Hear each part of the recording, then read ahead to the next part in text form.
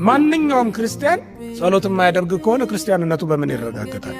እግዚአብሔርን ፊት ለፊት አግኝታችሁት መስዋዕት ማቅረብ ከፈለጋችሁ ጸሎትን አትናቁ። ክርስቲያኖች ባለ ጡንቻዎች እነሱም ይጠብቁ ይመስላል። እነሱም ፈርቶ ጠላት ባለ ግርማ ሞገስ አድርጎ የሚመለከት ይመስላል።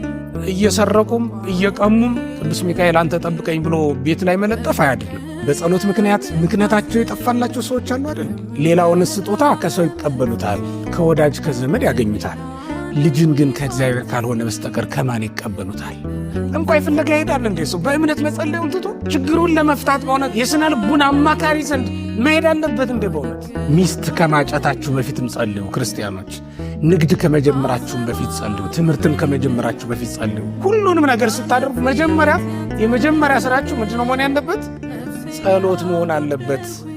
የወደቀውን ሁሉ በጸሎት ማንሳት ሲገባ ጸሎት እኮ የሞተ ያነሳል። አታውቁም እንዴ?